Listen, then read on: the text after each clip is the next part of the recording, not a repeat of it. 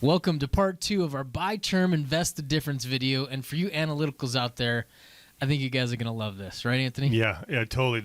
We're going to geek out and kind of go a little deeper into the numbers and also do a couple different scenarios. Yep. And so this analogy that we're working off of is really kind of like using a rewards credit card.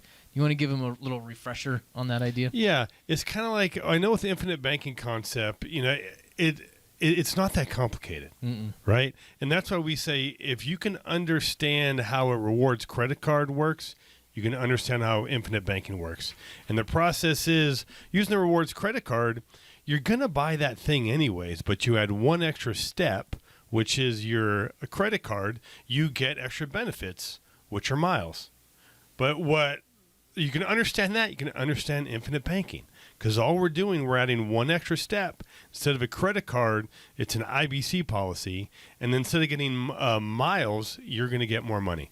Yep. And in this scenario, just to remind our viewers, is that we had a client that called in and said, hey, I want to not fund my policy, but I want to take those same contributions and direct it to a market account, right? Mm-hmm. And so, Anthony, the question or the scenario that we're going through today is we're going to be using this market account as the investment that he's moving into, right? Mm-hmm. But does it have to be an investment account? Can it be anything else? No, it can be anything else, right? There's infinite ways to use this. And what I think works well, like in this example, we're using a 10% earnings rate, because that's what the client says that he can do. But, it's ironic. If you look at a lot of rental properties, typically what we're looking for is that cash-on-cash return to be 10%. Mm-hmm. So if that's the case, this is very similar. Absolutely. Very similar. And so what we're going to do today is really what I would call more of a kind of a stress test. I guess we're going to change some variables on this. And the first couple things that we're going to look at, or really the first thing, the three things we're going to be looking at is going to be taxes, right? What's going to happen if taxes go up in the future or if they go down? We're going to look at the potential returns, and we'll adjust those and see if those go up or down, how this affects the scenario overall. And then also, for the really analytical ones out there, we're going to actually look at what happens internally in the policy if dividends do change or come down in the future. And so we're going to be playing with some of these numbers as we move forward, right? Yeah, and then we're going to add one more piece, which I think is pretty important, is how much cash flow can you create by each one of these strategies?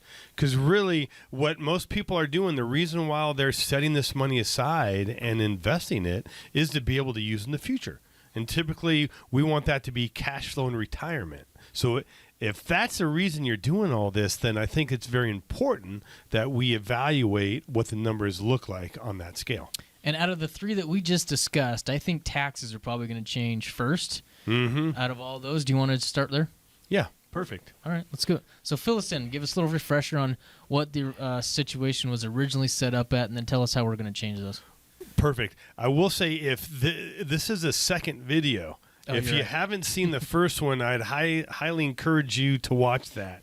Right, that gives you the big overview. Here we are going to dive deeper.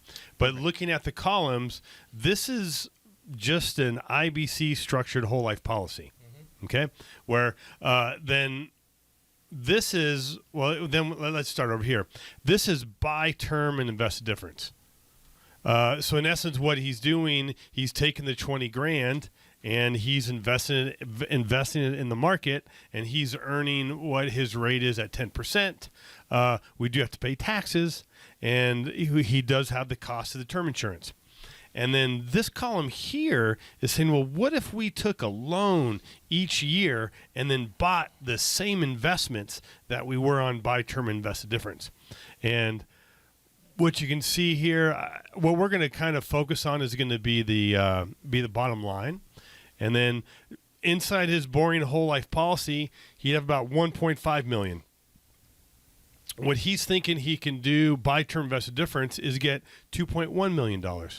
I mean, I'd rather have 2.1 than 1.5. Absolutely. What about you? Right? Any day. Okay. But again, this is just the power of a properly structured whole life policy. But if we start to use that and do the same investments, we're actually going to have almost $3 million inside this in in this investment account, but we have a policy loan. So we need to pay the policy loan, which leaves us with about 1.5 plus about the 1.5 we have here. So we have about $3 million doing buy whole life and invested cash value. And Cameron, would you rather have $3 million or $2 million? 3. Okay, all right, perfect. Okay, so one thing that we didn't do in the other video is this column here is the difference. So if you notice, buying whole life catches up with buy term invested difference in year 4. I was actually really surprised by that. Me too. I thought there would have been a longer uptake on it catching it, but that was a pleasant surprise. I would too. If you see at the beginning, then we are ahead, but then each year we're just plowing farther and farther ahead. So we looked at this the other day, Anthony. What do you attribute that difference to? Right, we both would have thought it would have taken longer. Why does it happen so early? I think what's happening is that, again, the way we're designing these policies, it ain't your mama's whole life insurance, right? This is designed for high early cash value. We're trying to minimize the death benefit. So that's why it's happening so soon. So Cameron, why do you think that we have so much more money in this strategy compared to buy term invested difference? Yeah, the big answer is because the power of compounding that's happening inside of that whole life insurance policy. The sooner that you get that in place, the sooner those dollars are compounding over time. So the best years of a whole life policy are always on the back end.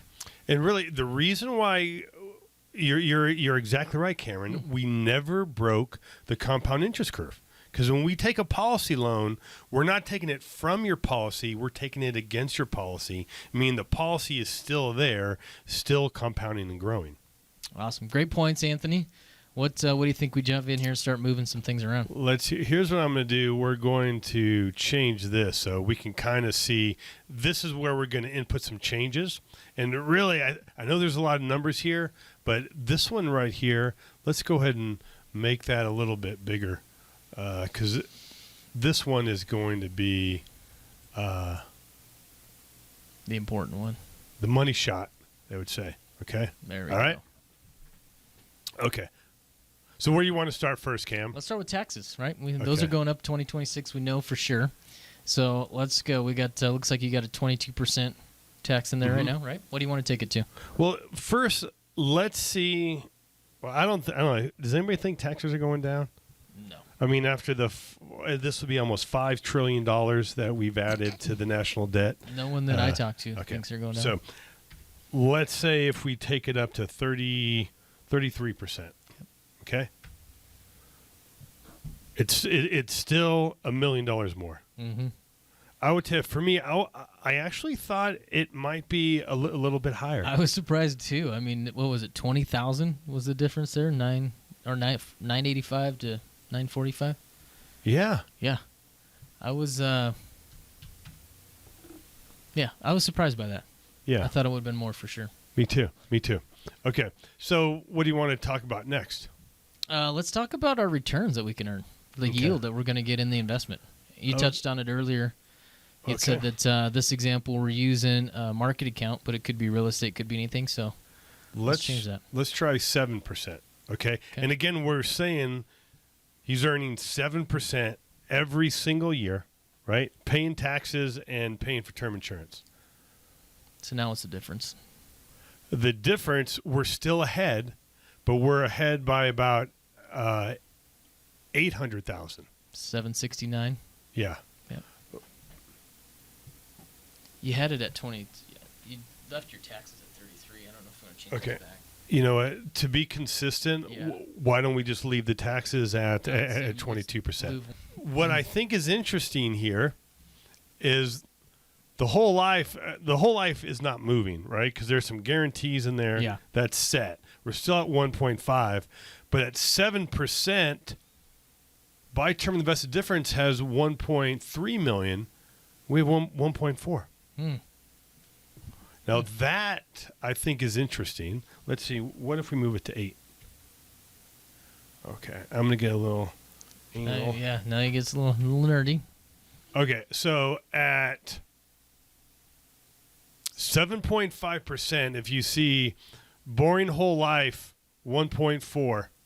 Okay, buy term invested difference, 1.4. Yeah.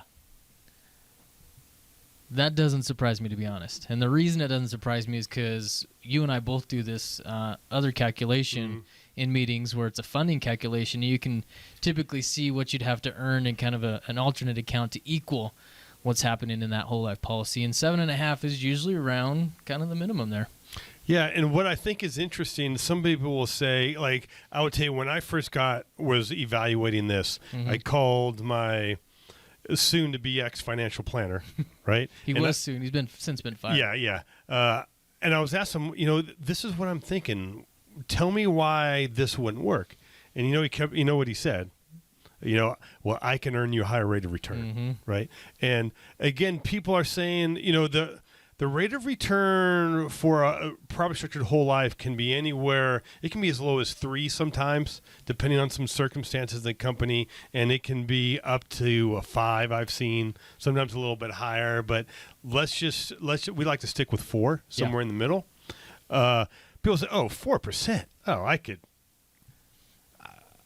could make more money than that." Absolutely, yeah. Right, and you should be able to, right? And here's what I say. If you can, remember, infinite banking is not an either or. It's not put your money in life insurance or do something else. This is an and. But what I think is interesting, when we look at the market, oh, great, I can make 8, 9, 10%, right? But typically, you're going to have a management fee. Yep. If you notice in here, we didn't, because the backstory on this character, and I didn't mean that in a derogatory sense, a character. I mean in this play that we're doing, is he's doing it right? He's investigating and researching the individual companies. He's doing his own research, so he's not paying fees to a financial advisor. But for most people, they are. I mean, they're paying in the mutual funds, in the financial advisor. They got to pay taxes on that. They have to pay term insurance. Yeah. And when you take that all into account, you'd have to earn 7.5% every single year just to equal what is inside your boring whole life policy. Yeah, great points. Okay, so that's when we had added at 7.5. Let's see, what if we do 12%? So big it doesn't even fit. Man. Okay. There we go. So here's what's interesting. The more money you can make from your investing, the more the difference is going to be. Mm-hmm. And I think here's why. And it goes back to the power of compounding. As we're making more money, then that money that we make is being reinvested in compounding and making more money. So we have that compounding in our policy, but we also have this money that's outside the policy that is continuing to compound. Anthony, great job at looking at the variables that we had with the investments, whether they go up, whether they go down. Now, I think that we should jump over and look at really the only variable that exists in that whole life policy, which is the dividends. Perfect. Let's take a look and see what happens if dividends do come down in the future and see how that affects this scenario. Great. Okay. Now, let's do that. So we created another tab here, and what I've done is this is the guaranteed side of the cash value, which I think let's take a little second to explain that. Yeah. What I think is unique about using whole life as a product is there is a guarantee. There is. I mean, what's a guarantee inside a mutual fund? Or your 401k? Zero, right? So what we're going to assume is the insurance companies who've been around for almost 200 years pay dividends every one of those 100 years, but we're going to assume that they stop. So this is an extreme scenario that we're assuming here. Yeah. Right? So what we did, all the numbers are the same except for we don't have the dividends. And as what you're going to see is now inside the policy, we have about 800,000. So we're down by almost half. Mm-hmm. Okay. But here's the thing. does it still work? Are you still better off than buying term and invest the difference? Now, we're still going to have the same $2 million and buy term invest the difference because we didn't change anything, right? But we are changing some things here on the buy whole life and invested cash value. And if we, again, look at the bottom line, which is this category here, with no dividends, we are behind by about $100,000. That surprises me. How so? I thought it would have been behind by more, to be honest. Me too, actually. Yeah, right? At $100,000, we're looking at $2 million. That's not much, right? So I was surprised by it. What I was surprised, to be honest, at first I thought it was still going to be ahead because we were compounding. Mm-hmm. But then when I ran it, I'm like, oh, we only have 800,000 as opposed to 1.5, so we have about half the amount of capital. Are we still going to be able to compete? And in my eyes, if we're $100,000 off over 30 years with zero risk, literally, with zero risk, I will take it. Yeah, absolutely. Right? Because, one thing that I want to point out, just like the engineers of any whole life company, right? Not engineers, actuaries. They over-engineer the product. In essence, what that means, it's almost like an airplane, right? When you're driving an airplane or your car, let's say your car, for example, and I know I've done it a few times, when I get to that empty side, right, the E, and it starts flashing, it tells me, I'm running out of gas. You know what? There's still about a gallon in there, right? Because they just realize with human nature, we're going to push it to the limit. So when it says you're out of gas, you still got some. So it's the same thing when they design these life insurance policies. These actuaries take worst case scenario. Like, what if our investments are terrible? We don't manage our expenses and we have more death claims than we thought. Well, like, what's worst case scenario? Okay, so,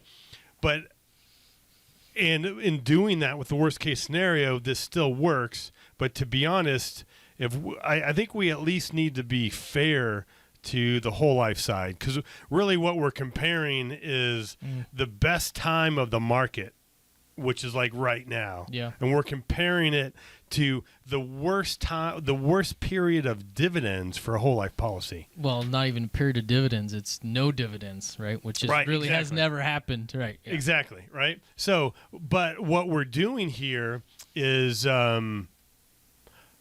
the way I designed it, I still over-engineered it. Okay, because what we talked about of using an outside bank, or we call a life equity line of credit, just like a home equity line of credit. Instead of using the insurance company to do a loan, we work with a couple banks. And those banks are charging for a loan in the low threes. Okay, so what I'm going to do, I'm going to change this to 3.5. Still higher than what we could get right now. And then so we're still over engineering this product, but at that point, this I think is being more fair to both sides. And then here, $500 over 30 years. I mean, that's a wash. Yeah, exactly. But what I think the takeaway on here, and hopefully this helps you, because I was the same at the beginning as well. I was beating up the illustration, right? What's the rate of return? What's dividends? And blah, blah, blah. The thing to realize when we're comparing your whole life policy, we're not comparing it to the market. Because as you can say, we want you to invest in the market. So when my ex-financial planner says, well, we can do a better rate of return, well, we want you to. Mm-hmm. If you can't get a better rate of return, then do it. Like, we want you to put that money to work, and when it's not working, we need some place to store it. And inside the policy, it's tax-free, it's protected from creditors, and it's continuing to grow, and it's liquid. But this just shows really, I think what we're comparing this really shouldn't be a whole life to another investment, because a whole life is not an investment. It doesn't have the risks like an investment does. But if anything, you should be comparing infinite banking to using cash. Agreed. Or like a CD. Great point. And when we do that, the whole life is going to destroy paying cash, right? Okay, Cameron, what's the last thing we were going to do? Last thing we want to look at is we've looked at taxes, right? Whether they go up, whether they go down. We've also looked at the returns that we can get in any sort of outside investment. And then we also just looked at the variable that sits inside that whole life policy, which is the dividend. I think now we should turn to income. Perfect. Let's do that. And the reason we want to look at income is because at the end of the day, this is really why people are putting money away, right? And so like you said, it's always not about rates. It's about how much money we have at the end of the day. Perfect.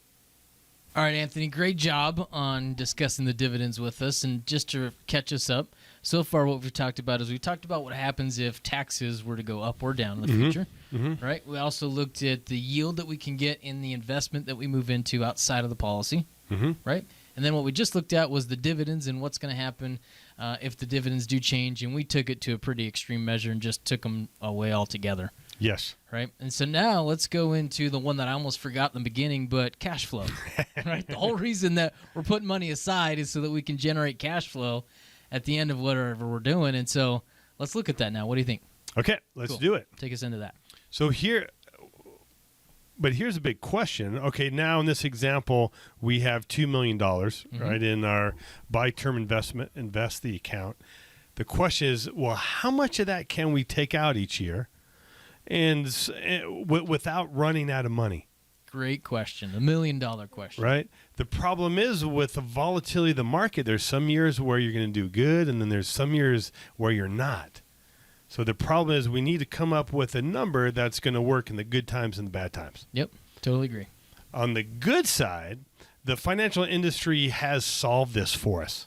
And what you can see on the screen is called a Monte Carlo simulation, where they've ran numerous or hundreds of different investment scenarios and mixes. And the key thing what they're trying to determine is what's a safe withdrawal rate. Now, withdrawal rate is not a rate of return. It's how much can you withdraw from your account each year. And, for example, if you see here, here's the withdrawal rates. Now, right here, if we withdraw 8%, so meaning if you have $1 million, you can take out $80,000 a year. Okay. Now, the problem is in year 30, you know what? You pretty much are bankrupt. Yeah, not much left. And that's not going to work for me. Right? So what they've done and what the rule of thumb has been for the longest time, you may have heard about it, called the 4% rule. So what this means, if you withdraw 4% out, after 30 years, there's about a 85% chance that you're going to have $1 in your account, which means there's a 15% chance you're going to have less than $1. Yeah, I'm still not excited about that. Right, exactly. But so what they're saying is, you know what, with all the volatility in the market right now, 4% is going to be too high. So I've heard 2, I've heard 3. So, but we're going to have to decide on a number. In my view, 4 is too high. And 4, I think, 2, I think is going to be too low. I totally agree. So what we're going to do is we're going to use somewhere in the middle. We're going to use 3.5%. Okay, so let's see what that looks like.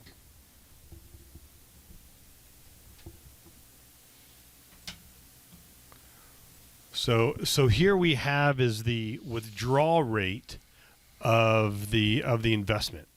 Now, so we're using 3.5%. So what that means is if we have let me just put all these numbers back to original so I don't get lost. Okay. All right. So here we have the $2 million.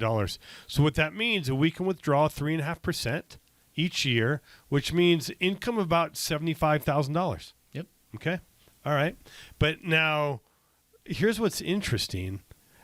inside a whole life policy, do we have that volatility? We do not. And thus we can have a higher withdrawal rate, which means we have about 1.5 million, and we could take out a safe withdrawal rate is 5%. So we could take out about 73,000. You know what? To me, that is pretty darn close, right? Close. And now what's funny, right, is again, that goes back to our old saying is that it's not always about the rate of return, because you look at this, the buy term, the vest and difference had a much higher rate of return, but at the end of the day, we end up with the same amount of income. Exactly. And so I know there's some people out there, there's like, Anthony, you know what? I don't trust the market, but I really don't want to invest. Mm-hmm. I have some people that, you know, they don't want to take, or they can't take that time to invest. And some people say, well, what does this work if I don't buy rental properties, or I'm not in the market? And I think right here, the answer is a resounding yes. It still works. Great point. So in this example, you might be making about $2,000 less a year. So what's that? $180 a month? Yeah. Right? But you took on little to no risk. Right? And here, this guy is spending a lot of time managing, researching, and he is taking some risk. Okay? But remember, we're not comparing a whole life to buy term invested difference. We're comparing it to buy whole life and invested cash value. So now we could take that $33,000 from our whole life policy, but remember, we still have money. We have about another 1.5 inside our outside account, which again, since that's not in the policy, we're going to use the same withdrawal rate as we would for an investment account. So you could only withdraw $55,000 out. Yeah. Okay. But again, we have both, because this is an and asset. So by using this and buying whole life and investing the cash value, not only will you have about $1 million more, okay, but more importantly, our cash flow in retirement is going to be $128,000. So Cameron, let me ask you this: would you rather have $75,000 a year in income or $128,000? Even I can say comfortably I would prefer $128,000. Okay, perfect. Good. But you know, there's a couple other things here, some intangibles that it's kind of hard to put on the spreadsheet. For example, when we're taking this money in cash flow, since this is whole life or life insurance, there's special rules. So that cash flow is not only not volatility in the market, but that cash flow is going to be tax-free. So as taxes go up, having some money in a bucket that is tax-free is going to be huge. Okay. Also, one thing we didn't talk about at all outside of the term insurance is the death benefit. Now, on buy term and invested difference, Cameron, he spent $3,000 a year for 30 years, which is about $90,000. And what does he have to show for that in year 31? In terms of death benefit, he's got nothing. Right, nothing. But what about the whole life policy? Whole life policy, we've got permanent death benefit throughout our lifetime. We got permanent death benefit. So that additional death benefit is going to be about $2 million more. So not only do we have another $1 million in cash, not only do we have $50,000 more in cash flow, but we have a death benefit of $2 million. Now, I know what typical financial advice is. Well, hey, when you're 80 or 60 years old, you're not going to need a death benefit. But I guarantee you ask an 80-year-old, right, if he would like to have, if he wish he would have had $2 million of death benefit, what do you think he'd say? Say absolutely. Right? Especially in this strategy, we didn't even pay anymore. No, he got it for free. Right? And if you do find a guy who says, you know what, I don't want $2 million, you know what, ask his kids. Yeah. Would you want your father to have an extra $2 million? And it's not only just about the death benefit or that going to the next generation or a charity. I mean, you can do a lot of good with $2 million. I tell people you don't have to give it to the kids. Mm-hmm. You know, you can do a lot of good with it. But also with these whole life policies, and I know this is one thing we don't talk much about, is that they will allow you to get an advance of your death benefit if you're terminally ill, like if you have a heart attack, or if you need some maybe long-term care expenses. You could use some of that $2 million to pay for nursing care. So there's a lot of things here, and what I would say, kind of in the big picture, there's a lot of benefits here, right? And we're not saying put your money in life insurance or the market or the real estate. Is that we want you to do both. Your policy is just a safe place to store cash in between opportunities that you find. And just like go with Rewards credit card, all we're saying, we want you to continue to do what you're doing, invest in what you know, and you add this one extra step. Instead of getting miles, you're going to get more money. Awesome, Anthony. Great experience, great summary. Is there anything else you want to add to this? No, I think we did this pretty good. Yeah. Great job. Great presentation. You know, one thing what we don't do a good job of is, if this is something you want to learn more about, in the show, in the notes will be a link. We have a podcast, a link you get on a discovery call with Cameron and I, just to see if something like this is for you, or maybe you have one of these policies. It's like, well, I don't know, will this work, or should it work, or what can I do to make it work? And we would gladly help and advise you. Awesome, great information, great suggestion.